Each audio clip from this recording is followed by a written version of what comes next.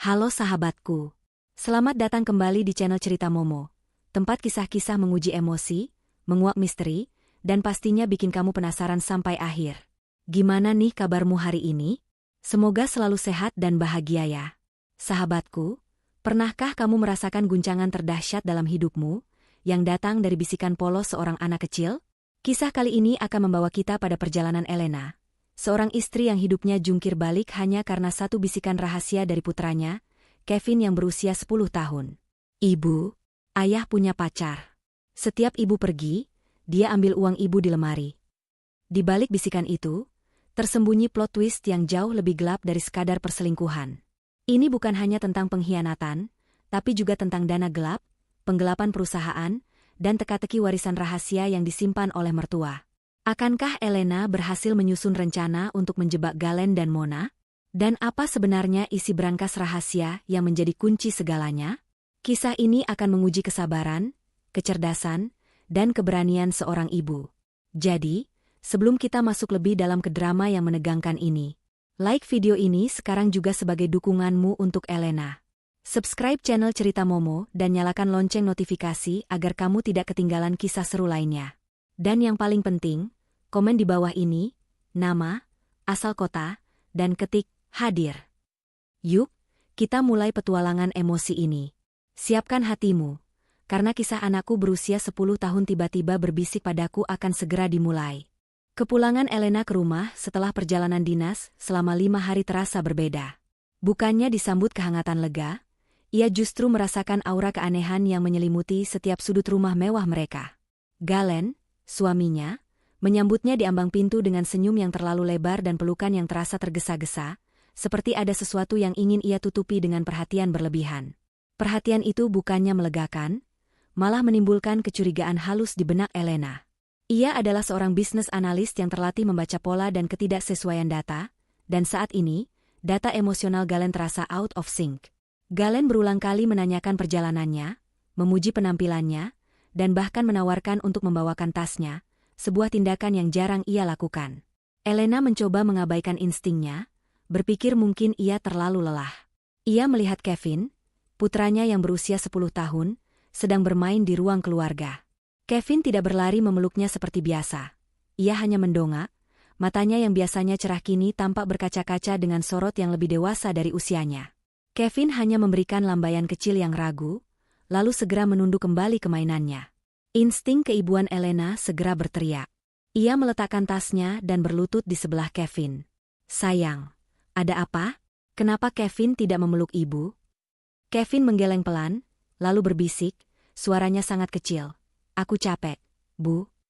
Jawaban itu tidak meyakinkan. Setelah makan malam yang canggung, di mana Galen terus-menerus mendominasi percakapan dengan topik-topik kantor yang terasa dipaksakan, Elena memutuskan untuk menunda konfrontasi dan fokus menidurkan putranya. Di kamar tidur Kevin, suasana menjadi lebih tenang. Elena memeluk putranya erat-erat, menghirup aroma rambut Kevin yang selalu menenangkan. Kevin balas memeluknya, kali ini dengan kekuatan yang seolah mencurahkan seluruh ketakutan yang ia tahan. Air mata Elena mulai menetes, merasakan beban emosional yang ditanggung oleh anak sekecil itu. Ia mengusap punggung Kevin, memintanya untuk jujur. "Sayang, ceritakan pada ibu. Ada apa? Ibu bisa merasakan ada yang tidak beres." Kevin terdiam lama, sebelum akhirnya ia menarik wajahnya dekat ke telinga Elena. Lingkungan kamar yang gelap, hanya diterangi lampu tidur redup, membuat bisikan itu terasa seperti sebuah pengakuan di tengah malam buta. Bisikan itu sederhana, namun memiliki daya hancur yang melebihi guntur. "Ibu, ayah punya pacar, dan setiap ibu pergi, dia ambil uang ibu di lemari." Jantung Elena serasa berhenti berdetak. Dua kalimat itu adalah pengkhianatan ganda. Pengkhianatan cinta dan pengkhianatan kepercayaan finansial. Napas Elena tercekat. Ia memaksa dirinya untuk tetap tenang demi Kevin. Ia tidak boleh bereaksi panik. Ia harus menjadi benteng pelindung bagi putranya. Ia memeluk Kevin lebih erat lagi, menahan getaran tubuhnya sendiri. "Kevin, terima kasih sudah jujur pada ibu. Sekarang tidur, ya? Besok kita bahas lagi, tapi kamu harus janji tidak memberitahu siapa-siapa, terutama ayah, tentang percakapan kita ini." Kevin mengangguk, kelelahan emosional membuatnya segera terlelap. Setelah Kevin tertidur pulas, Elena perlahan menyelinap keluar kamar. Ia bergerak ke kamar utama, langkahnya terasa berat, seolah menginjak pecahan kaca. Ia berdiri di depan lemari pakaiannya, tempat ia menyimpan brankas kecil berisi uang tunai cadangan yang selalu ia anggap sebagai dana darurat pribadi, simpanan yang hanya diketahui olehnya dan Galen. Uang tunai itu adalah hasil keuntungan investasinya sendiri, terpisah dari rekening bersama. Dengan tangan gemetar, Elena membuka lemari. Ia tidak perlu membuka brankas. Ia sudah tahu jawabannya. Seminggu yang lalu, sebelum berangkat dinas, ia menghitung uang itu untuk memastikan jumlahnya tepat, sekitar 20 juta rupiah dalam pecahan 100 ribuan. Malam ini, ia tidak perlu menghitung. Ia bisa melihat dengan jelas bahwa tumpukan uang itu sudah menipis secara signifikan. Perkiraannya, sekitar 4–5 juta telah hilang. Ia telah sering curiga uang itu berkurang, selalu mengira ia salah hitung atau lupa menggunakannya. Sekarang, bisikan Kevin menjelaskan semuanya. Akal sehat Elena segera mengambil alih.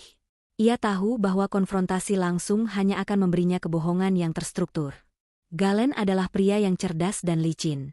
Ia harus mengumpulkan bukti yang tidak terbantahkan, bukti yang bisa ia gunakan tidak hanya untuk perceraian, tetapi juga untuk melindungi asetnya, dan yang terpenting, Kevin.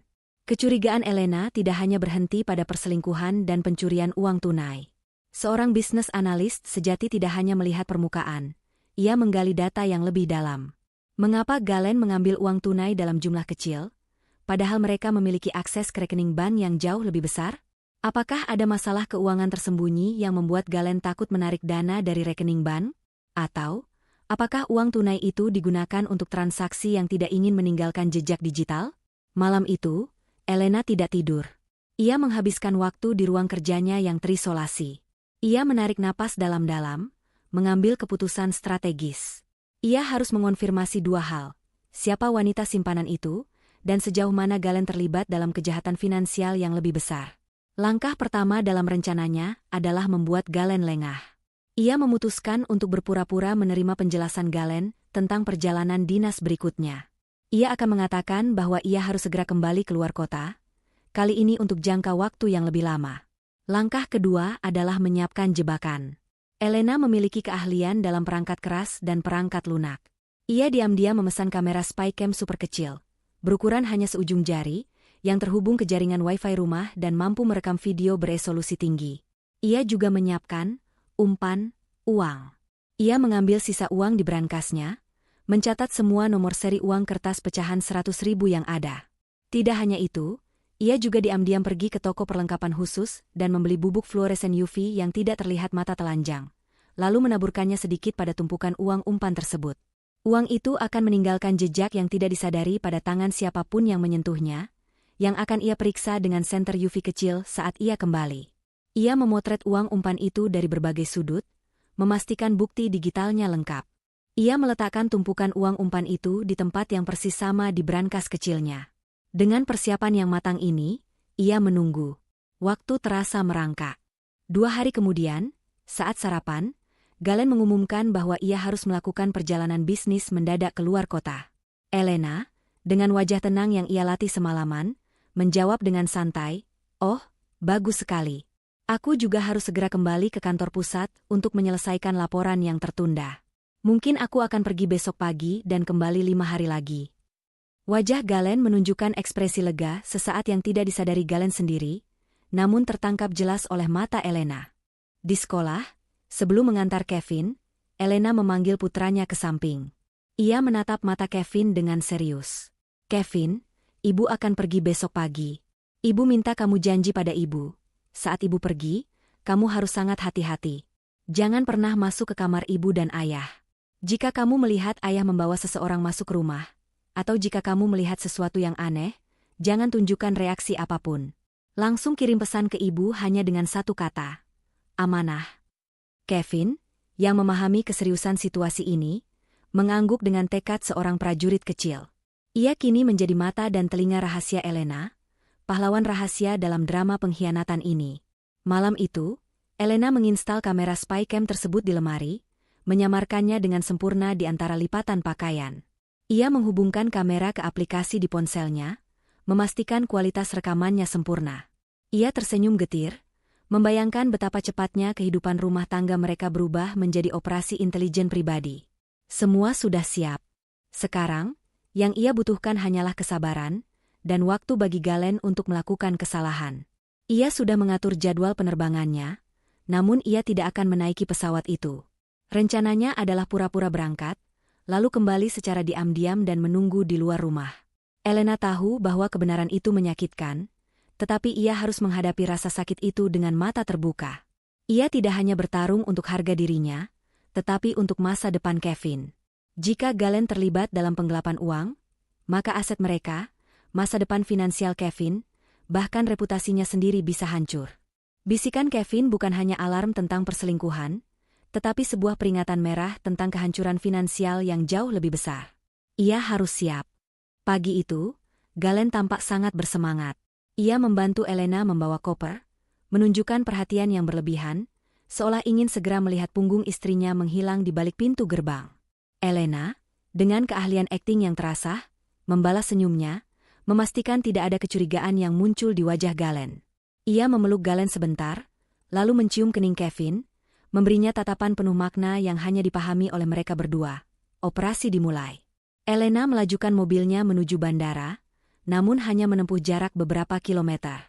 Ia memarkir mobilnya di area parkir mal yang sepi, kemudian berganti pakaian menjadi busana kasual yang tidak mencolok dan mengenakan topi serta kacamata hitam. Ia mematikan ponsel utamanya, menyalakannya kembali dengan SIM card rahasia yang ia persiapkan untuk komunikasi darurat. Langkah pertama dalam rencana senyapnya adalah menciptakan ilusi bahwa ia telah meninggalkan kota. Sepanjang hari itu, Elena menghabiskan waktu di sebuah kafe terpencil, memantau aplikasi kamera tersembunyi yang terhubung ke lemari di kamar utama. Ia melihat aktivitas Galen yang tampak tenang. Galen pergi bekerja, pulang sebentar untuk makan siang bersama Kevin, dan kemudian kembali ke kantor. Kevin, menjalankan peran agen rahasia kecilnya, mengirimkan pesan, amanah, tepat setelah makan siang, mengonfirmasi bahwa tidak ada hal mencurigakan yang terjadi. Elena tahu Galen tidak akan bertindak sehati-hati ini jika ia benar-benar merasa bebas. Galen pasti akan menunggu hingga malam hari atau bahkan hingga hari berikutnya, saat keyakinan Elena benar-benar telah jauh. Malam tiba. Elena menyewa sebuah kamar di hotel kecil yang letaknya dekat dengan rumahnya, tetapi cukup tersembunyi. Ia makan malam ringan, sambil mata dan pikirannya tetap tertuju pada layar ponsel yang menampilkan live feed dari kamarnya. Pukul 20, Galen terlihat memasuki kamar, berganti pakaian, dan menonton televisi di ruang keluarga. Pukul 22, Galen masuk ke kamar Kevin untuk mengucapkan selamat tidur. Sebuah rutinitas yang ia pertahankan, menunjukkan sisi ayah yang sempurna. Keheningan melanda hingga hampir tengah malam. Elena mulai merasa gelisah. Apakah ia salah? Apakah Kevin hanya berhalusinasi? Tepat saat keraguan mulai menyergap, pada pukul 00.30, pergerakan di layar mengejutkannya. Galen bangkit dari tempat tidur, bergerak perlahan, memastikan Elena, yang seharusnya tidur pulas di kota lain, tidak mungkin terganggu. Galen membuka lemari. Elena menahan napas. Gerakan Galen begitu hati-hati, seperti seorang profesional. Tangan Galen merogoh ke dalam brankas kecil, mengeluarkan tumpukan uang umpan yang sudah ditaburi bubuk UV. Galen menghitung cepat tumpukan itu, melipatnya, dan menyembunyikannya di saku celananya. Elena mencatat waktu dan durasi tindakannya. Ini adalah konfirmasi pertama, Galen memang mengambil uang yang ia curigai. Namun, plot twist yang sebenarnya baru akan dimulai. Seperti yang Kevin katakan, Galen akan mengambil uang itu, lalu membawa wanita simpanannya. Galen tidak kembali tidur. Ia menyelinap keluar kamar. Melalui mikrofon tersembunyi, Elena mendengar suara kunci pintu depan yang dibuka dengan sangat pelan, diikuti oleh derit kecil yang familiar. Jantung Elena berdegup kencang. Setelah beberapa menit yang terasa seperti jam, Galen kembali. Tapi kali ini, ia tidak sendirian. Terdengar suara langkah kaki halus, bukan langkah Galen. Kemudian, sebuah suara wanita yang asing, rendah, dan penuh godaan, terdengar. Kamu terlalu berani, Galen. Istrimu baru pergi, dan kamu sudah memanggilku ke sini. Itu suara Mona. Galen tertawa pelan. Justru karena dia baru pergi. Dia akan berpikir aku masih di bawah pengawasannya. Tapi dia sudah jauh. Lagi pula, Ini hanya untuk memastikan kita aman. Aku tidak bisa menahan rindu, sayang. Mona dan Galen masuk ke kamar. Elena memejamkan mata sejenak, menahan gelombang rasa mual. Ia membuka matanya, menatap layar dengan fokus seorang analis. Ia tidak boleh larut dalam emosi, ia harus mengumpulkan data. Melalui spycam, Elena melihat Mona. Wanita itu tampak modis dan percaya diri, usianya diperkirakan sekitar akhir 20-an. Wajah Mona, yang kini terekam jelas, adalah wajah yang akan menjadi kunci bukti berikutnya. Galen mengeluarkan uang umpan yang baru saja ia ambil dan memberikannya kepada Mona. Ini yang kubilang. Cukup untuk kebutuhanmu akhir pekan ini. Minggu depan, kita akan dapatkan yang lebih besar dari rekening perusahaan, bisik Galen. Tentu saja, jawab Mona, menerima uang itu dengan tawa kecil. Tapi, bagaimana dengan kunci itu, Galen?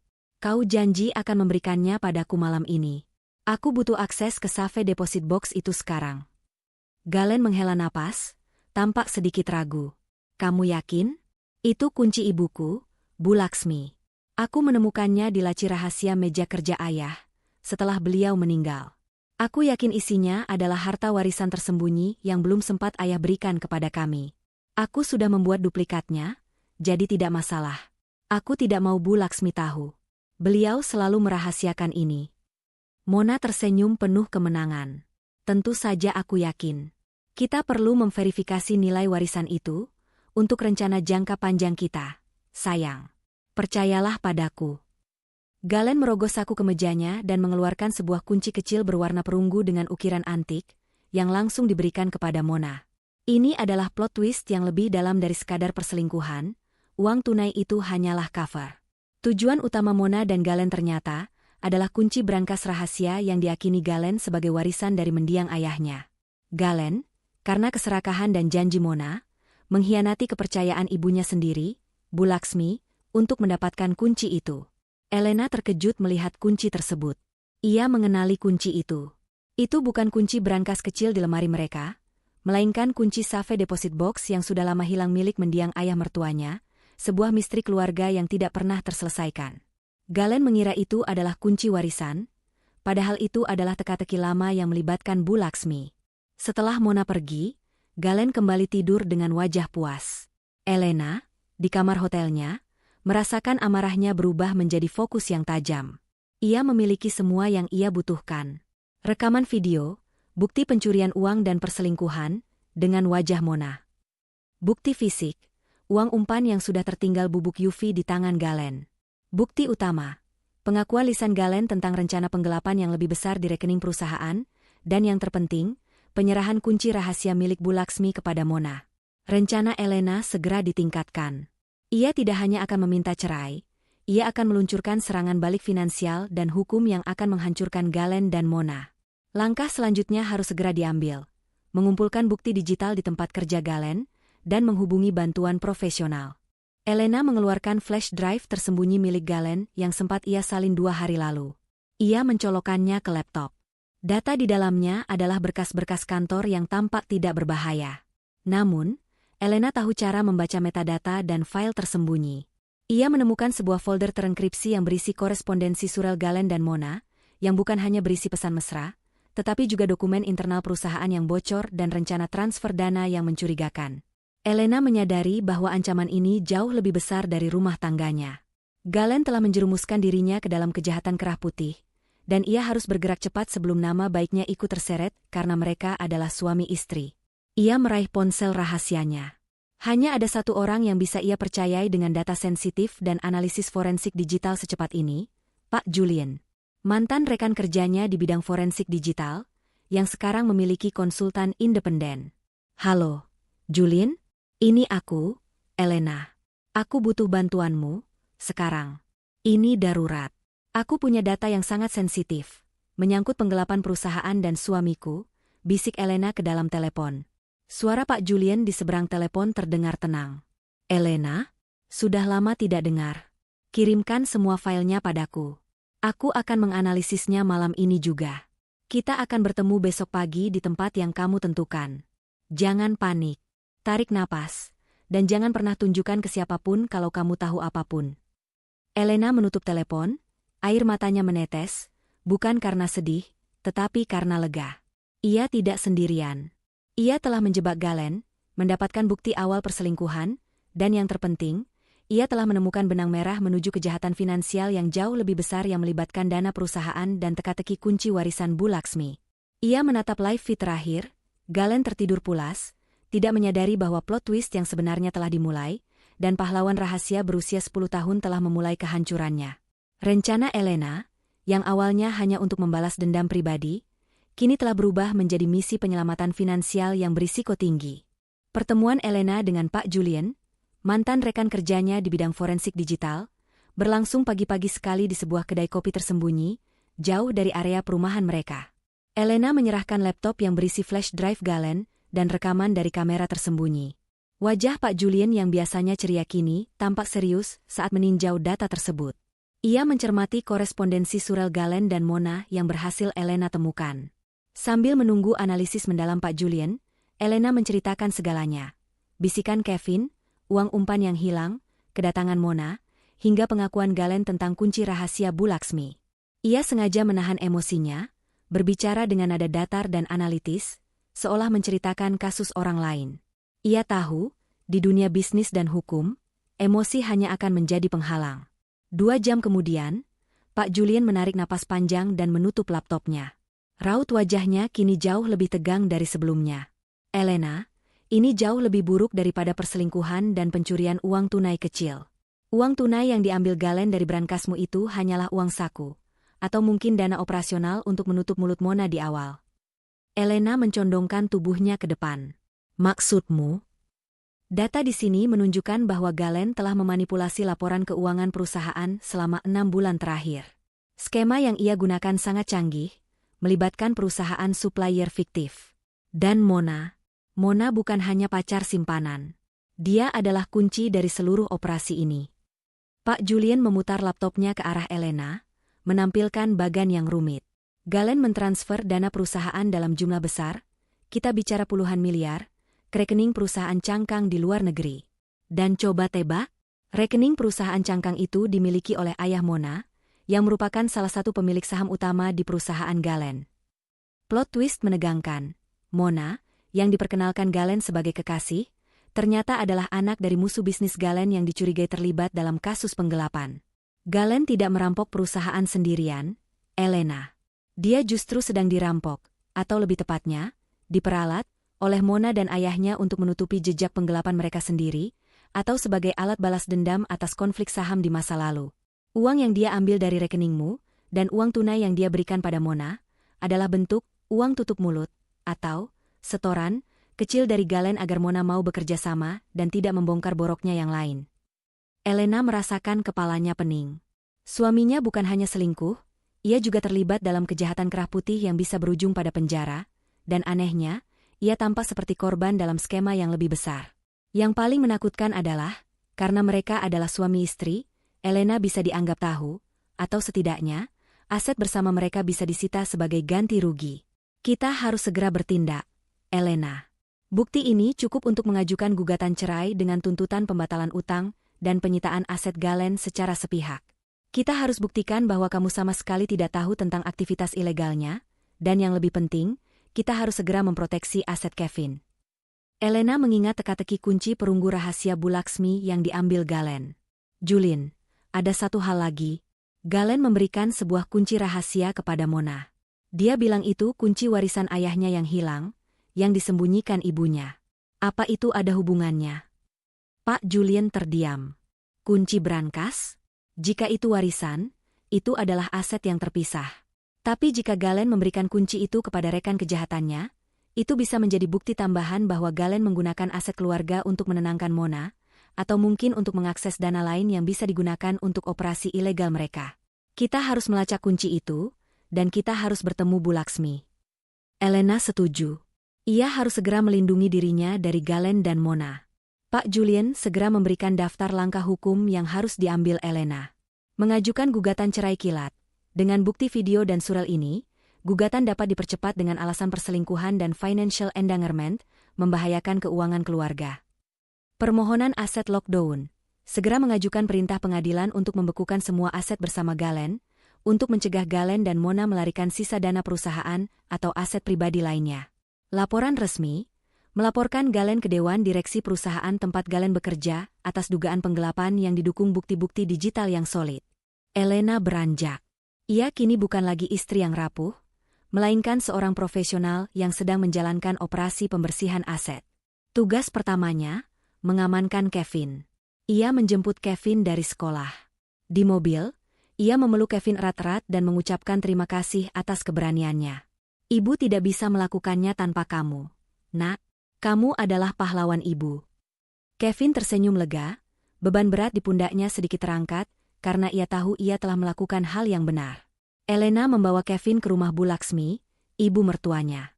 Keputusan ini sangat berisiko, tetapi Elena merasa Bu Laksmi adalah satu-satunya benteng yang bisa ia percayai untuk menjaga Kevin, terutama setelah Galen menunjukkan pengkhianatan finansial yang melibatkan rahasia mendiang suaminya. Saat tiba di rumah Bu Laksmi, Elena tidak banyak bicara, hanya mengatakan ia harus kembali dinas secara mendadak dan membutuhkan Bu Laksmi untuk menjaga Kevin. Bu Laksmi, yang sangat menyayangi cucunya, dengan senang hati menerima Kevin. Setelah meninggalkan Kevin, Elena kembali ke rumahnya yang kosong. Ia menelepon Galen, yang masih di kantor. Ia menggunakan suara yang tenang namun dingin, menginformasikan bahwa ia telah mengajukan permohonan cerai hari itu juga, dan semua rekening serta aset Galen telah dibekukan. Galen, di ujung telepon, meledak dalam kepanikan. Apa yang kamu lakukan, Elena? Kamu gila. Aku sedang di tengah transaksi penting. Aku tidak pernah menyentuh rekening perusahaan. Aku tahu segalanya, Galen. Tentang uang di brankas, tentang Mona, tentang perusahaan fiktif di luar negeri, dan tentang kunci perunggu rahasia Bu Laksmi. Aku sudah memiliki semua datanya. Sekarang, pergilah ke pengacaramu. Kita akan bertemu di pengadilan. Elena menutup telepon tanpa menunggu jawaban Galen. Saat itu juga, di kantornya, Galen pucat pasi. Ia menyadari Elena telah menjebaknya dengan sempurna. Lebih parah lagi, Elena menyebut kunci Bu Laksmi. Galen tahu, jika rahasia kunci itu terbongkar, bukan hanya karirnya yang hancur, tetapi juga hubungan baiknya dengan ibunya sendiri. Panik melanda. Galen segera menelepon Mona. Mona, kita dalam masalah besar. Istriku tahu semuanya. Dia membekukan semua rekeningku. Kamu harus segera mengembalikan kunci itu padaku. Kunci perunggu itu. Cepat. Namun, Mona, yang cerdas dan licik, hanya tertawa sinis di ujung telepon. Terlambat, Galen. Aku sudah mendapatkan apa yang kuinginkan. Sejak awal, aku bukan mengejar uang tunai di brankas istrimu, atau uang perusahaanmu yang sudah kubereskan. Aku hanya mengejar kunci itu. Dan kini kuncinya ada di tanganku. Kau hanyalah pion dalam permainan ini, Galen. Dan sekarang, permainanmu selesai. Sambungan telepon terputus. Galen duduk di kursinya yang mewah, seketika kehilangan semua wibawa dan kekuasaannya. Ia benar-benar hancur, menyadari bahwa ia bukan hanya mengkhianati istrinya, tetapi ia telah jatuh ke dalam perangkap yang jauh lebih mematikan yang dipasang oleh Mona. Dan teka-teki kunci warisan Bu Laksmi kini berada di tangan musuh. Setelah panggilan telepon yang memutuskan harapannya, Galen diliputi kepanikan total. Kantor yang tadinya terasa seperti benteng kekuasaannya kini berubah menjadi sel penjara. Pengumuman Elena tentang pembekuan aset dan gugatan cerai menghantamnya lebih keras daripada kekalahan bisnis manapun. Yang paling menghancurkan adalah pengkhianatan Mona. Galen menyadari dirinya adalah pion yang sudah dikorbankan, dimanfaatkan untuk mendapatkan kunci warisan misterius yang diakininya memiliki nilai kolosal. Galen mencoba menelepon Mona berulang kali, tetapi nomornya sudah tidak aktif. Ia kemudian mencoba menghubungi ayah Mona, namun sekretarisnya selalu menolak dengan alasan rapat. Galen tahu, pintu sudah tertutup. Ia sudah terlempar dari permainan yang ia kira ia kuasai. Dengan tangan gemetar, ia mencoba mengakses rekening banknya, hanya untuk disambut notifikasi merah yang mengonfirmasi bahwa semua akunnya, termasuk rekening pribadi dan rekening bersama, telah dibekukan. Keputusan Elena, yang ia anggap sebagai wanita rumah tangga biasa, ternyata memiliki implikasi hukum dan finansial yang mengerikan. Galen harus kembali ke rumah. Ia ingin mengonfrontasi Elena, tetapi ia ingat Elena menyebutkan bahwa ia sedang dalam perjalanan dinas. Rasa panik bercampur kebingungan menyelimutinya. Bagaimana Elena bisa bergerak secepat itu, Dan dari mana ia mendapatkan semua bukti tersebut? Ia sama sekali tidak menyadari keberadaan kamera tersembunyi ataupun mata-mata kecilnya, Kevin. Saat Galen tiba di rumah menjelang malam, rumah itu terasa dingin dan kosong. Keheningan itu terasa sangat menusuk. Tidak ada mobil Elena di garasi, dan Kevin juga tidak ada. Galen mencoba menelepon Bu Laksmi, ibunya. Bu Laksmi mengangkat telepon dengan nada dingin, yang semakin menambah ketakutan Galen. Galen, Kevin ada di sini. Jangan khawatirkan dia, ujar Bu Laksmi. Ibu tahu Elena sudah mengajukan gugatan cerai, tanya Galen, suaranya tercekat. Tentu ibu tahu. Dia sudah bercerita, Galen. Dan ibu tidak menyalahkan dia sedikitpun, jawab Bu Laksmi dengan nada yang tegas. Tapi Bu, dia membekukan semua asetku. Dan Mona, wanita itu, dia mengambil kunci rahasia ayah. Kita harus mendapatkannya kembali, Bu. Bu Laksmi terdiam sejenak. Kunci rahasia? Kamu memberikan kunci itu kepada wanita simpananmu, Galen? Itu kunci peninggalan ayahmu. Ibu sudah tahu itu hilang. Kamu benar-benar sudah kelewatan, Nak. Ibu tidak mau bicara lagi denganmu. Jangan datang ke sini, ibu tidak ingin Kevin melihat ayahnya dalam keadaan menyedihkan ini. Panggilan terputus. Kata-kata Bu Laksmi terasa seperti pukulan terakhir. Bukan hanya Elena yang mengkhianatinya, kini ibunya sendiri menolaknya, dan yang terpenting, harta yang ia yakini sebagai warisan ayahnya kini telah berpindah tangan ke musuhnya, Mona. Sementara Galen berkubang dalam kekacauan, Elena sedang bertemu dengan Pak Julian di kantornya. Fokus Elena kini telah bergeser sepenuhnya dari Galen ke kunci perunggu rahasia Bu Laksmi. Julian, kita harus segera melacak kunci itu. Galen bilang itu adalah kunci warisan ayahnya yang hilang. Tapi dia bilang Bu Laksmi merahasiakannya selama ini.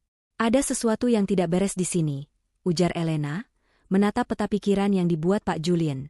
Pak Julian mengangguk setuju. Kunci itu sangat penting, Elena.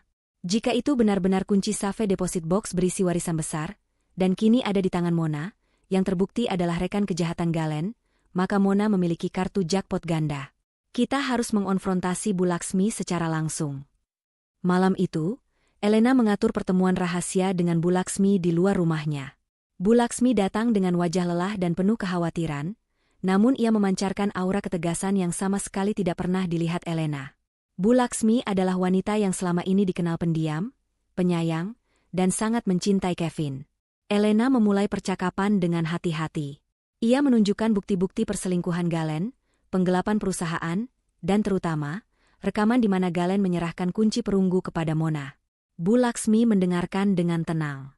Ketika rekaman tentang kunci itu diputar, mata Bu Laksmi langsung melebar. Tubuhnya tersentak. Rasa syoknya begitu nyata, lebih parah daripada saat ia melihat bukti perselingkuhan Galen. Kunci itu. Bisik Bu Laksmi, air matanya mulai menggenang. Kunci itu bukan warisan Galen, Elena. Kunci itu kunciku. Elena terkejut. Kunci ibu? Tapi Galen bilang itu milik ayah mertua. Bu Laksmi menghela napas panjang, seolah melepaskan beban rahasia yang ia pikul selama bertahun-tahun.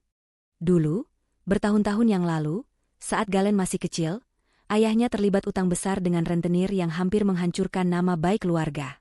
Ayahnya meninggal tak lama setelah itu, meninggalkan utang dan surat perjanjian yang mengerikan.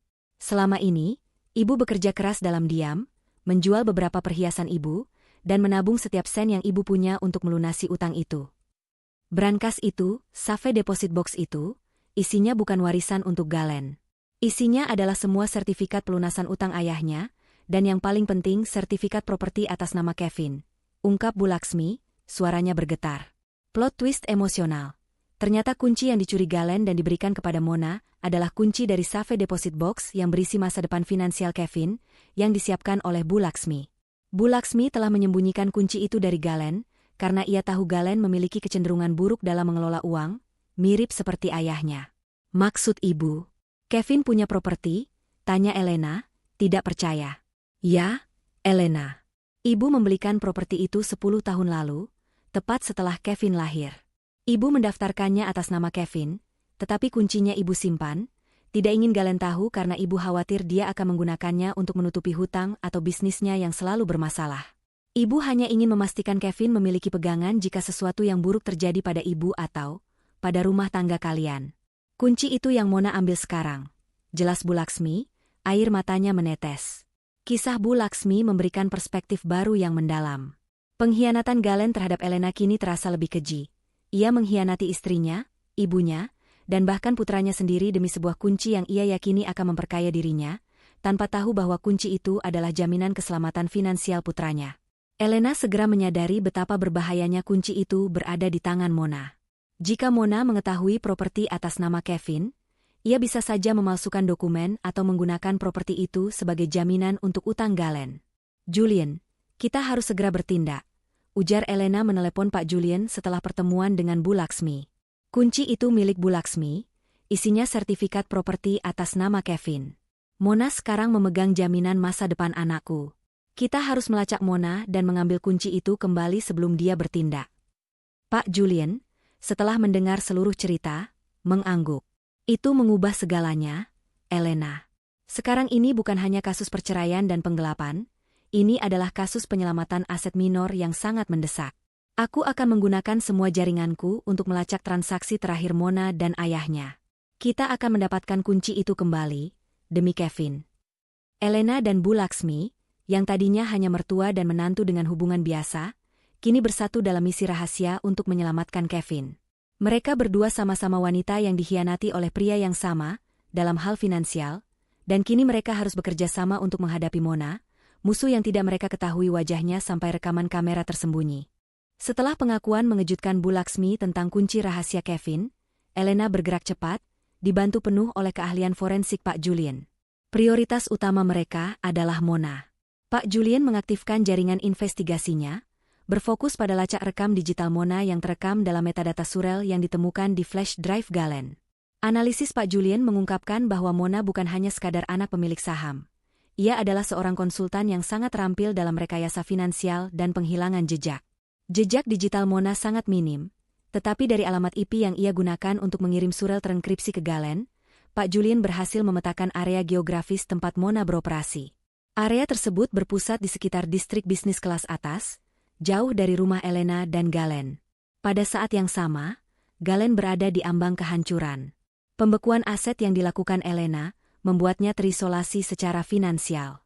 Ia tidak bisa membayar pengacara, ia tidak bisa mengakses dana untuk operasional pribadinya, dan yang paling memalukan, ia tidak bisa membayar utang kecil yang sudah ia janjikan kepada beberapa rekan bisnisnya.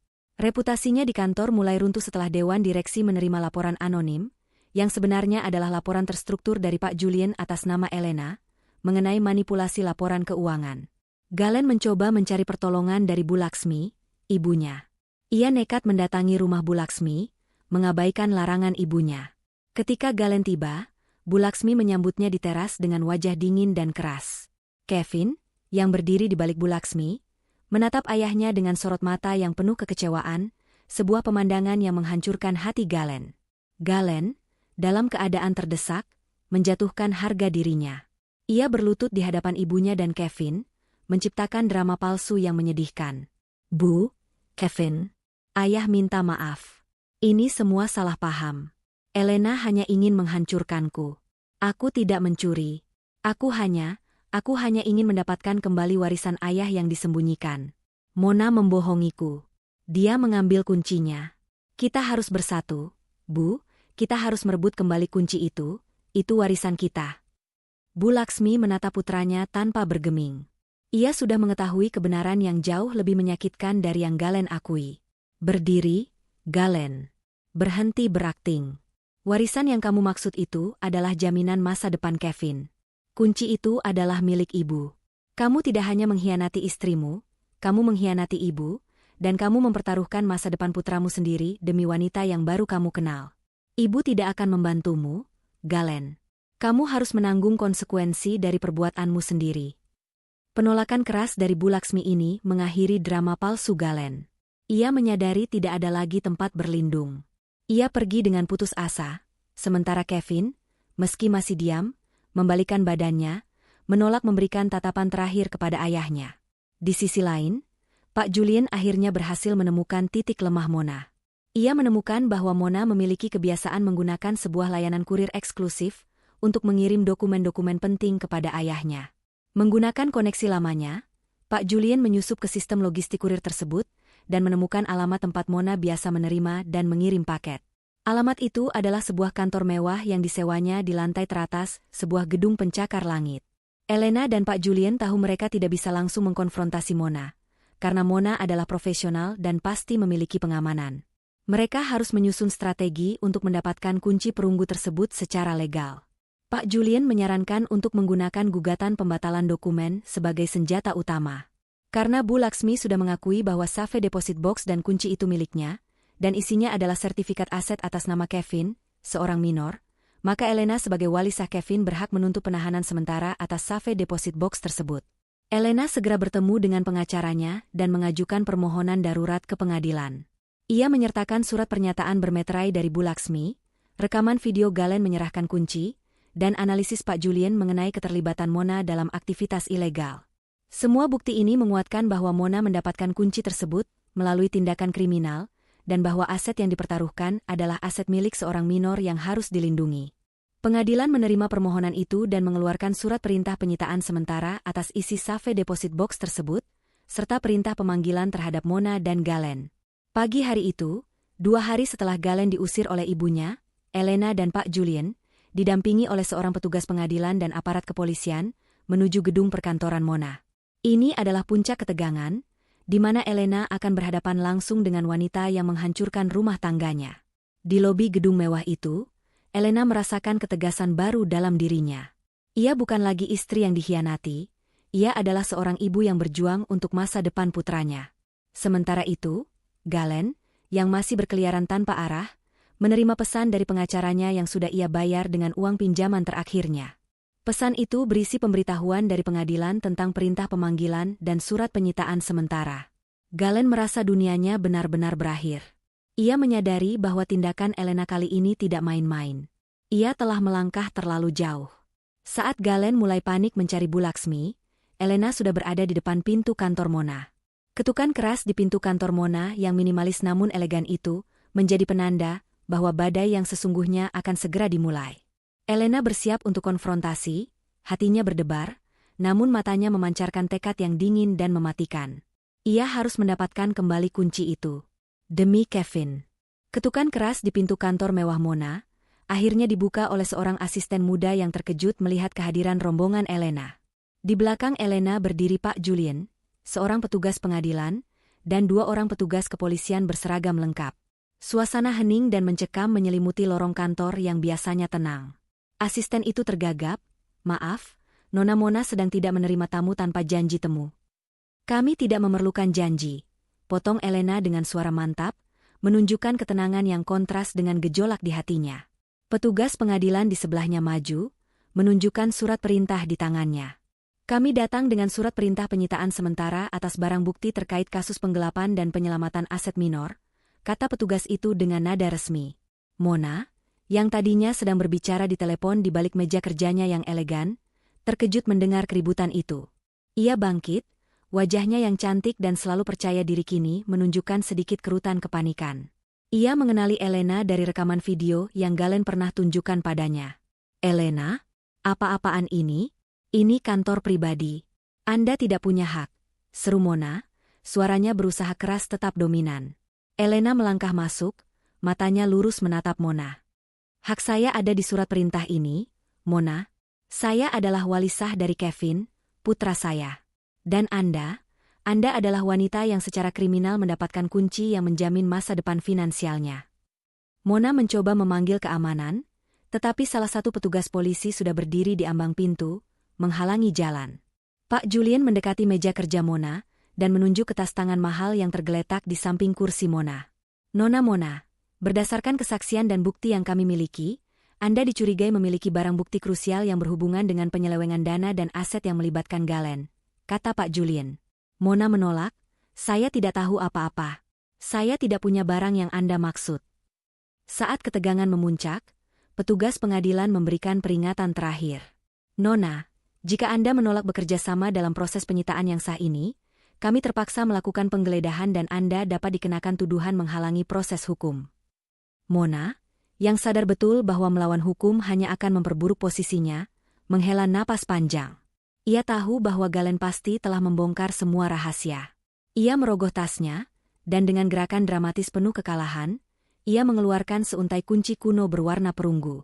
Kunci itu berkilauan, memancarkan aura teka-teki yang telah menjadi pusat dari kehancuran dua rumah tangga. "Ambil ini," kata Mona dingin, melemparkan kunci itu ke meja. "Saya sudah tahu Galen hanyalah orang bodoh. Tapi saya tidak akan membiarkan Anda merusak operasi ayah saya." Elena mengambil kunci itu, hatinya dipenuhi campuran lega dan amarah. Kunci Kevin aman.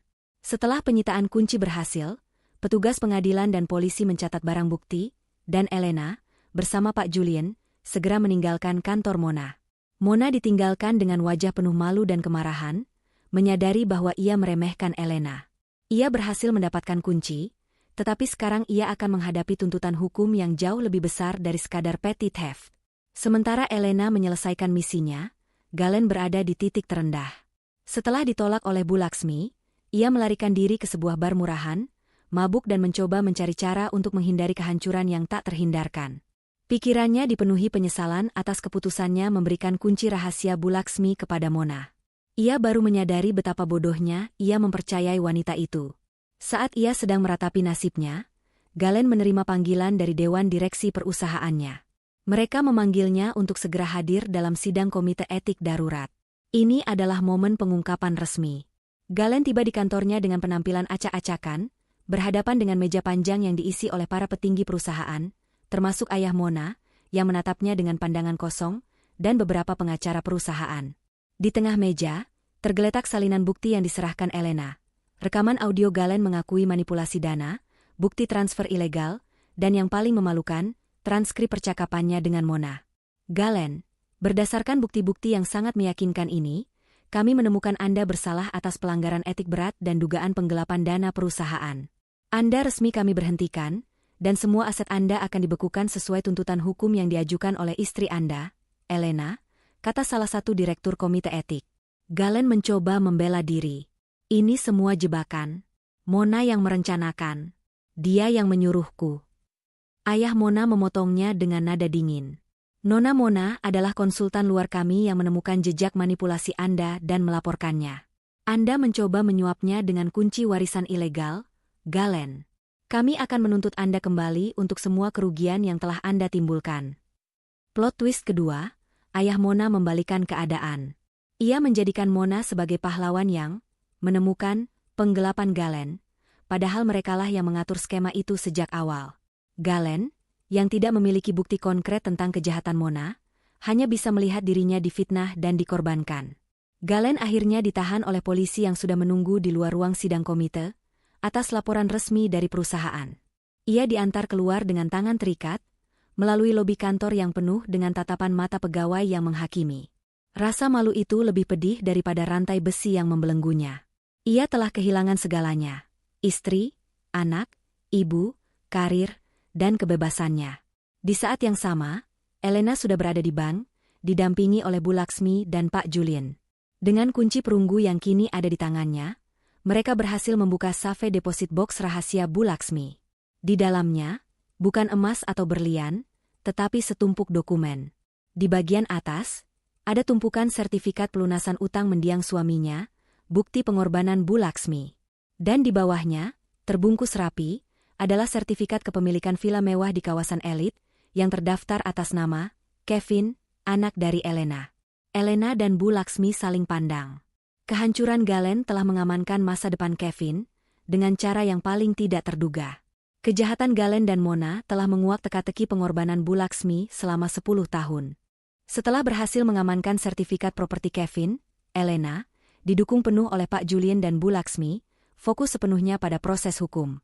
Gugatan cerai yang diajukannya berjalan paralel dengan tuntutan pidana terhadap Galen yang kini mendekam di tahanan, serta tuntutan perdata terhadap Mona dan ayahnya yang dituduh berkomplot dalam manipulasi dana perusahaan. Keberadaan sertifikat properti Kevin menjadi benteng pertahanan Elena yang tak tertembus. Aset itu terlindungi sepenuhnya karena merupakan aset seorang minor yang berada di bawah perwalian sah Elena, dan bukan bagian dari harta gono gini Galen. Sidang gugatan cerai Elena terhadap Galen dimulai beberapa minggu kemudian. Ruang sidang dipenuhi aura tegang. Galen hadir dengan wajah lesu dan mata penuh penyesalan. Pengacaranya berusaha keras membalikan narasi, mengklaim bahwa Elena memalsukan bukti dan bahwa Galen adalah korban konspirasi bisnis yang diatur oleh ayah Mona. Namun, Pak Julian telah menyiapkan amunisi yang tak terbantahkan. Ia menyajikan rekaman video dari kamera tersembunyi yang menunjukkan Galen mengambil uang umpan dan menyerahkan kunci rahasia kepada Mona. Ia juga memaparkan analisis forensik digital yang membuktikan adanya transfer dana ilegal ke rekening perusahaan cangkang, lengkap dengan korespondensi surel terenkripsi antara Galen dan Mona. Bukti-bukti ini secara meyakinkan menunjukkan perselingkuhan dan tindakan kriminal yang membahayakan keuangan keluarga, yang menjadi dasar kuat bagi hakim untuk mengabulkan gugatan cerai. Di tengah persidangan, Elena meminta izin kepada hakim untuk menghadirkan satu saksi kunci yang tak terduga, yang keterangannya akan mengubah pandangan semua orang. Saksi itu adalah Kevin. Kevin, yang kini berusia 10 tahun, memasuki ruang sidang didampingi oleh Bu Laksmi. Ia tampak kecil di ruangan besar itu, tetapi matanya memancarkan keberanian yang luar biasa. Hakim dan semua yang hadir terdiam, penasaran dengan apa yang bisa diungkapkan oleh seorang anak kecil. Elena, dengan suara penuh haru namun mantap, memulai pertanyaan. Kevin, bisakah kamu ceritakan kepada Bapak Hakim, apa yang kamu lihat saat ibu sedang pergi dinas beberapa waktu lalu? Kevin, meski awalnya ragu, akhirnya berbicara. Suaranya kecil namun terdengar jelas di seluruh ruangan. Ia menceritakan momen-momen saat ia melihat ayahnya, Galen, mengambil uang dari lemari. Ia menceritakan ketakutan yang ia rasakan dan bagaimana ia akhirnya berbisik kepada ibunya. "Aku takut, Om Hakim," kata Kevin polos. "Ayah bilang, kalau aku bilang ke ibu, aku tidak akan bisa bermain lagi. Tapi aku lebih takut kalau ibu sedih dan uangnya hilang semua. Jadi aku bisikkan ke ibu." Pengakuan Kevin, yang disampaikan dengan kejujuran dan kepolosan seorang anak, menghantam Galen seperti palu godam. Galen menundukkan kepalanya, air matanya menetes, bukan hanya karena malu, tetapi karena ia menyadari betapa jauhnya ia telah menyakiti putra kecilnya. Ia melihat ke ibunya, Bu Laksmi, yang menatapnya dengan kekecewaan yang tak terhingga. Kemudian, Bu Laksmi mengajukan diri untuk memberikan kesaksian. Ia mengungkapkan seluruh kisah di balik kunci perunggu. Bagaimana itu adalah kunci safe deposit box miliknya yang berisi pelunasan utang mendiang suaminya, dan yang terpenting, sertifikat properti yang ia siapkan untuk Kevin. "Saya menyembunyikan kunci itu dari Galen karena saya tahu kelemahannya. Dan ketika ia mencurinya dan memberikannya kepada Mona, ia tidak hanya mencuri dari saya, ia mencuri jaminan masa depan cucu saya, anak yang kini harus bersaksi di pengadilan karena ulahnya," ujar Bu Laksmi, suaranya dipenuhi otoritas seorang ibu. Kesaksian gabungan antara kepolosan Kevin dan pengakuan Bu Laksmi menciptakan dampak emosional dan hukum yang masif. Cerita ini bukan lagi sekadar kasus perselingkuhan biasa. Ini adalah kisah pengkhianatan yang melibatkan kehancuran kepercayaan dalam keluarga dan ancaman terhadap aset seorang anak. Setelah semua bukti dan kesaksian disajikan, hakim menjatuhkan putusan. Keputusan hakim. Gugatan cerai dikabulkan, Elena dan Galen resmi bercerai. Hak asuh penuh. Hak asuh Kevin diberikan sepenuhnya kepada Elena, dengan pertimbangan Galen terbukti membahayakan lingkungan psikologis dan finansial anak. Harta Gonogini, sebagian besar aset bersama disita sementara untuk menutupi potensi kerugian perusahaan akibat tindakan Galen. Namun, sertifikat properti atas nama Kevin dinyatakan sah sebagai aset pribadi Kevin dan berada di bawah pengawasan Elena, terlindungi dari tuntutan Galen dan pihak perusahaan. Pengacara Galen mencoba mengajukan banding, tetapi bukti digital yang disajikan Pak Julian, ditambah kesaksian langsung Kevin, membuat kasus mereka tidak memiliki pijakan. Setelah persidangan berakhir, Elena membawa Kevin keluar. Galen mencoba mendekati mereka, tetapi dihentikan oleh petugas keamanan. Galen berteriak, meminta maaf kepada Kevin, memohon agar putranya memaafkannya. Kevin, memegang erat tangan ibunya, menoleh sekali lagi ke arah ayahnya. Ia tidak menangis. Ia hanya menatap Galen dengan mata dewasa, mata yang telah melihat pengkhianatan dan kebohongan, lalu ia mengangguk. "Aku memaafkanmu, Ayah. Tapi aku harus menjaga ibu sekarang," bisik Kevin, kata-kata yang mematikan dan tulus. Elena dan Kevin berjalan keluar dari gedung pengadilan. Mereka telah memenangkan pertempuran hukum. Elena kini resmi bebas, aset Kevin aman, dan rahasia Bu Laksmi telah terungkap sepenuhnya. Babak baru kehidupan mereka, yang bebas dari bayang-bayang Galen, akan segera dimulai. Proses hukum Galen atas kasus penggelapan dana perusahaan berjalan sangat cepat. Bukti-bukti yang dikumpulkan oleh tim Elena dan Pak Julian sudah terlalu kuat, membuat Galen tidak memiliki ruang sedikitpun untuk mengelak. Ia kini berstatus tahanan yang menunggu putusan akhir. Bersamaan dengan itu, Mona juga terseret dalam pusaran investigasi, meskipun ia berusaha keras untuk menampilkan diri sebagai korban atau konsultan yang tidak tahu apa-apa. Ayah Mona, demi melindungi kepentingan perusahaannya, terpaksa mencopot Mona dari posisi konsultannya, sebuah tindakan yang bertujuan membatasi kerusakan reputasi. Mona harus berhadapan dengan tuntutan perdata atas konspirasi dan tuntutan pidana atas penerimaan hasil kejahatan. Pak Julian dan timnya memastikan tidak ada celah. Mereka membuktikan bahwa Mona tidak hanya menerima dana dari Galen, tetapi juga secara aktif memanipulasi Galen untuk mendapatkan kunci rahasia Bu Laksmi, sebuah tindakan yang jelas menunjukkan keserakahan dan niat kriminal. Di mata hukum, Mona terbukti menggunakan hubungan pribadinya semata-mata untuk keuntungan finansial ilegal. Di balik jeruji besi, Galen menghadapi kenyataan yang menyakitkan. Ia yang selama ini hidup dalam gelembung kemewahan dan kesombongan, mengira dirinya adalah pengendali utama, kini hanya seorang narapidana yang menunggu nasib. Kunjungan untuknya sangat jarang, hanya sesekali didatangi pengacara yang kini bekerja tanpa antusias. Galen sempat mencoba meminta Bu Laksmi untuk menjenguknya, tetapi sang ibu menolak dengan alasan prioritasnya saat ini adalah menjaga psikologis Kevin dan kesehatannya sendiri. Keterasingan itu mendorong Galen untuk melakukan hal yang tidak pernah ia lakukan.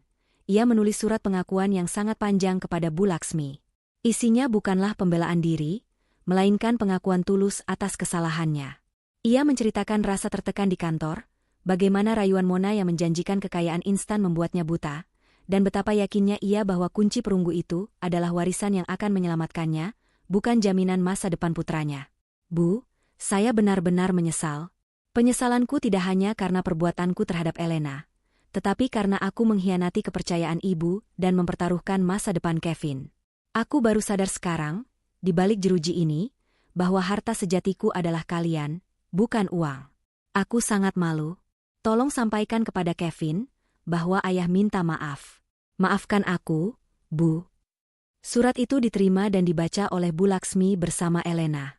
Bu Laksmi menangis terseduh-seduh, bukan karena iba, tetapi karena penyesalan Galen datang setelah semua kehancuran terjadi dan harga yang harus dibayar sangat mahal.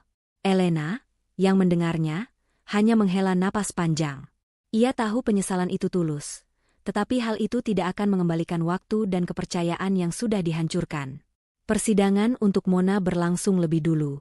Ia mencoba tampil elegan dan meyakinkan, tetapi jaksa penuntut umum membongkar setiap lapisan kebohongannya. Ayah Mona, di hadapan hakim, terpaksa memberikan kesaksian yang mengakui adanya konspirasi bisnis yang melibatkan putrinya sendiri, semata-mata untuk mendapatkan keringanan hukuman bagi ayah Mona sendiri.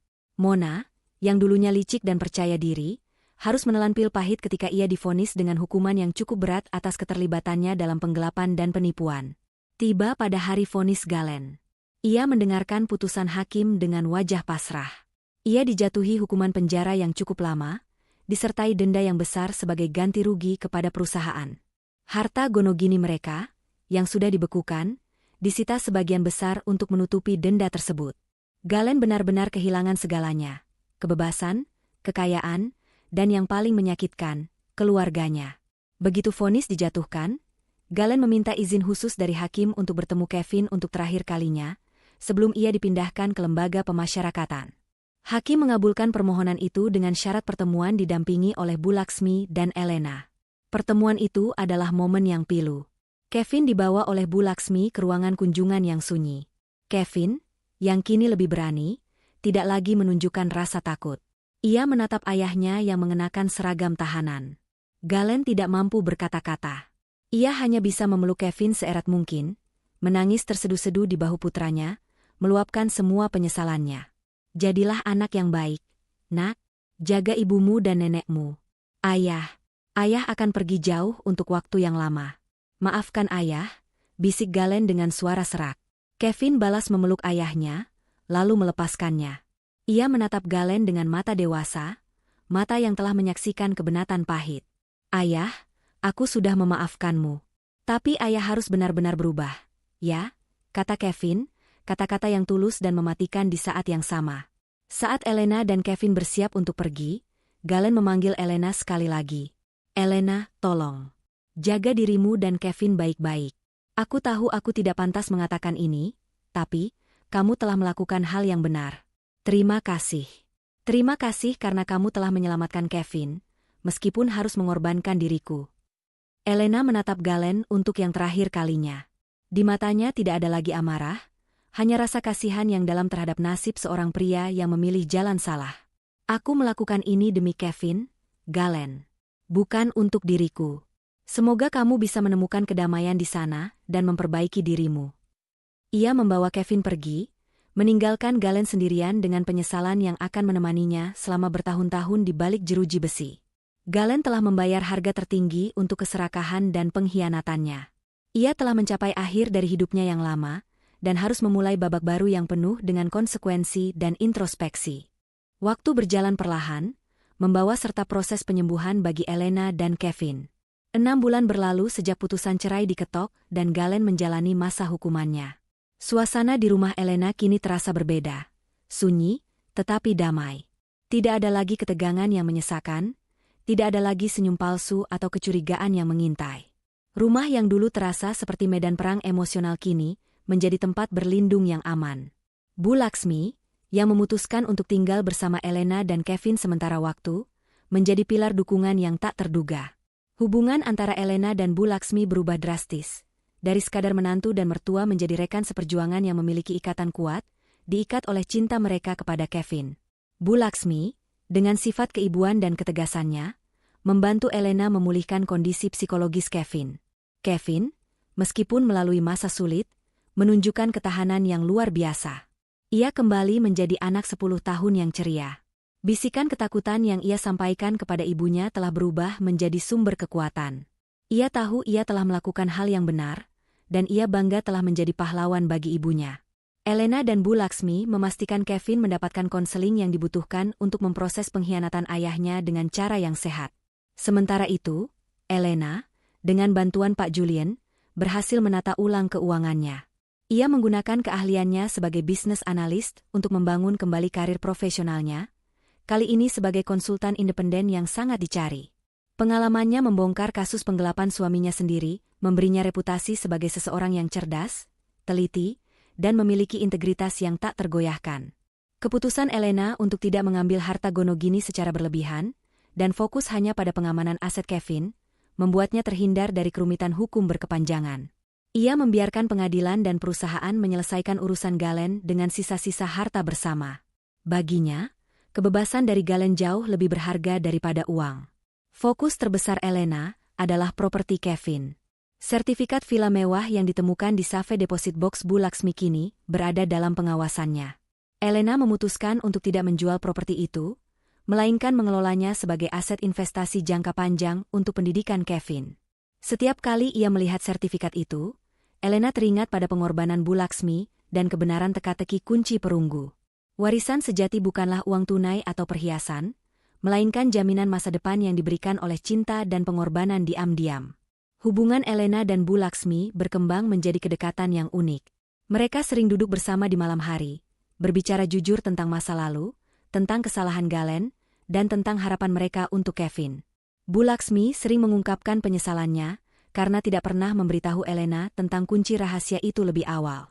"Aku minta maaf, Elena. Aku terlalu takut rahasia utang ayah Galen terbongkar. Aku tidak menyadari bahwa diamku justru memberi celah bagi kejahatan Galen dan Mona," ucap Bu Laksmi suatu malam. Elena memegang tangan Bu Laksmi dengan lembut. "Bu, ibu tidak salah. Ibu telah melakukan yang terbaik yang ibu bisa untuk melindungi Kevin, bahkan dari anaknya sendiri. Tanpa tindakan ibu 10 tahun lalu, Kevin tidak akan memiliki apa-apa hari ini. Ibu adalah pahlawan yang sebenarnya," jawab Elena tulus. Pengakuan ini memperkuat ikatan mereka. Mereka bersama-sama mengubah rumah yang tadinya penuh konflik menjadi rumah yang penuh dukungan. Mereka menanam bunga di taman yang dulu terbengkalai, mendekorasi ulang kamar Kevin, dan menciptakan rutinitas baru yang sehat dan penuh tawa. Secara finansial, Elena berkembang pesat. Klien-klien barunya, yang sebagian besar berasal dari rekomendasi Pak Julian, sangat menghargai keahlian dan keberaniannya. Ia tidak lagi terikat pada jam kantor yang kaku, memberinya waktu yang fleksibel untuk Kevin. Kesuksesannya bukan lagi diukur dari gelar Nyonya Galen, melainkan dari kemampuannya berdiri sendiri dan memberikan kehidupan yang stabil dan bahagia bagi putranya. Suatu sore, saat matahari terbenam, Elena duduk di teras bersama Kevin. Kevin berlari membawa sebuah mahkota mainan yang ia buat dari kertas emas. Ia meletakkan mahkota itu di kepala Elena. "Mahkota apa ini, sayang?" tanya Elena, tersentuh. "Ini mahkota ibu sejati," kata Kevin, matanya bersinar. "Mahkota untuk ibu yang paling kuat, yang berani dan jujur. Ibu sudah menyelamatkan kita." Mendengar kata-kata itu, Elena menyadari bahwa gelar, mahkota ibu sejati, ini adalah penghargaan tertinggi. Ini jauh lebih berharga daripada kekayaan Galen atau villa mewah yang diwarisi Kevin. Ini adalah pengakuan dari hati yang paling murni, dari anak yang ia lindungi. Pengkhianatan Galen telah menguji imannya, tetapi bisikan Kevin telah membimbingnya menuju kebebasan dan menemukan kekuatan sejati dalam dirinya sebagai seorang ibu. Ia telah berhasil menyelesaikan tugasnya, menyelamatkan Kevin dari bahaya emosional dan finansial, memenangkan pertempuran hukum, dan meletakkan dasar bagi kehidupan baru yang stabil dan penuh cinta.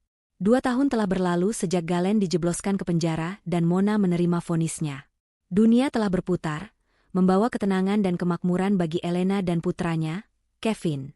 Elena, yang kini berusia matang dan mandiri, telah mendirikan perusahaan konsultasi finansialnya sendiri. Perusahaan tersebut berkembang pesat, didirikan atas dasar integritas dan keahlian yang ia peroleh dari pengalaman pahit membongkar kejahatan kerah putih di rumah tangganya sendiri. Kantornya terletak di gedung modern, simbol keberhasilan yang ia bangun dari nol, berbeda jauh dari kekayaan semu yang ia miliki saat bersama Galen. Kevin, yang kini berusia 12 tahun, adalah anak yang bahagia dan cerdas. Ia menjadi inspirasi utama Elena. Kevin tumbuh dengan kesadaran penuh akan pentingnya kejujuran dan keberanian. Hubungannya dengan Bu Laksmi semakin erat. Mereka adalah tim yang tak terpisahkan, berbagi rahasia kecil dan tawa. Kini, Bu Laksmi telah menetap sepenuhnya bersama Elena dan Kevin. Ia tidak lagi merasa tertekan untuk menyembunyikan masa lalu suaminya, utang-utang lama telah lunas, dan teka-teki kunci perunggu telah terpecahkan. Keberadaannya memberikan fondasi keluarga yang stabil, menggantikan kekosongan yang ditinggalkan oleh Galen. Suatu sore, Elena dan Kevin melakukan perjalanan ke villa mewah yang sertifikatnya mereka temukan di Safe Deposit Box rahasia Bu Laksmi. Villa itu terletak di luar kota, dikelilingi taman yang luas. Elena telah merenovasi villa itu menjadi properti yang indah dan fungsional. Hari itu, ia memutuskan untuk meresmikan aset itu sebagai simbol kebebasan Kevin. Di sana, Elena menjelaskan kepada Kevin tentang keputusan yang ia ambil. "Nak, villa ini adalah milikmu sepenuhnya. Nenekmu, Bu Laksmi, sudah menyiapkannya sejak kamu lahir. Ini bukan hanya tentang nilai uang, tapi tentang cinta tanpa syarat dan pengorbanan rahasia yang ingin memastikan kamu selalu aman, apapun yang terjadi." Kevin, yang kini bisa memahami konsep hukum dan finansial dengan lebih baik, menatap ibunya dan neneknya secara bergantian. "Jadi, kunci yang diambil ayah itu, bukan kunci kekayaan yang dicuri, tapi kunci yang melindungi aku." Elena mengangguk. "Ya, sayang. Itu adalah plot twist terbesar dalam hidup kita. Ayahmu mengira dia mencuri warisan, padahal yang dia curi adalah jaminan hidupmu. Kejahatannya, tanpa ia sadari, malah membuka jalan bagi kita untuk menemukan dan mengamankan masa depanmu."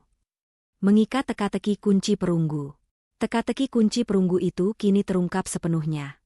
Teka-teki awal, persepsi Galen kunci warisan tersembunyi ayah Galen yang bernilai tinggi. Kebenaran, kekuatan Bu Laksmi kunci Safe Deposit Box Bu Laksmi yang berisi bukti pelunasan utang dan sertifikat properti Kevin. Fungsi akhir, penyelamat Kevin keinginan Galen untuk mencuri kunci itu, tanpa sengaja, menjadi alasan bagi Elena untuk mengajukan gugatan aset lockdown darurat, yang pada akhirnya melindungi properti Kevin dari tuntutan hukum perusahaan dan menjamin keamanannya. Kejahatan Galen, pada akhirnya, secara ironis menyelamatkan aset Kevin, karena jika kunci itu tidak pernah dicuri dan properti itu tidak pernah didaftarkan atas nama Kevin oleh Bu Laksmi, aset itu mungkin akan disita sebagai bagian dari harta gono gini Galen. Di sisi lain, Mona dan Galen menerima nasib mereka. Mona, setelah keluar dari penjara, harus menghadapi kehancuran sosial dan finansial. Ia tidak lagi memiliki dukungan ayahnya yang reputasinya juga tercoreng. Galen, melalui Bu Laksmi, sesekali mengirimkan surat penyesalan dari balik jeruji, mengakui betapa bodohnya ia memilih keserakahan daripada keluarga. Elena membaca surat-surat itu dengan hati yang tenang, tanpa dendam. Ia tahu Galen telah membayar lunas kesalahannya. Elena memandang Kevin yang kini berlari-lari riang di halaman villa. Di kepalanya, ia membayangkan mahkota ibu sejati yang pernah Kevin berikan padanya. Ia menyadari bahwa mahkota sejati dalam hidupnya bukanlah gelar, kekayaan, atau status, melainkan kedamaian yang diperoleh melalui keberanian, integritas, dan cinta sejati. Ia tidak hanya mendapatkan perceraian, ia mendapatkan kebebasan finansial melalui keahliannya sendiri dan kebebasan emosional dari manipulasi Galen. Ia mendapatkan kembali kepercayaan pada dirinya sendiri dan pada ikatan keluarga yang baru bersama Bu Laksmi. Pada malam hari di villa tersebut, Elena dan Bu Laksmi duduk bersama, menikmati bintang-bintang. "Terima kasih sudah memilih jalan yang benar, Elena," kata Bu Laksmi, menggenggam tangan Elena. "Kamu telah mengajarkan kami bahwa terkadang, plot twist terburuk dalam hidup adalah anugerah terbesar." Elena tersenyum, menatap Kevin yang tertidur pulas. Bisikan Kevin adalah starting point yang mengerikan, "Bu. Tapi kejujuran seorang anak telah menyelamatkan kami semua. Dia adalah kuncinya."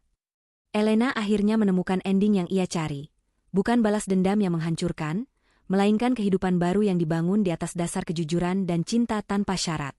Kisah pengkhianatan ini berakhir dengan kemenangan bagi kebenaran, dipimpin oleh naluri seorang ibu dan bisikan polos seorang anak. Pesan moral singkat.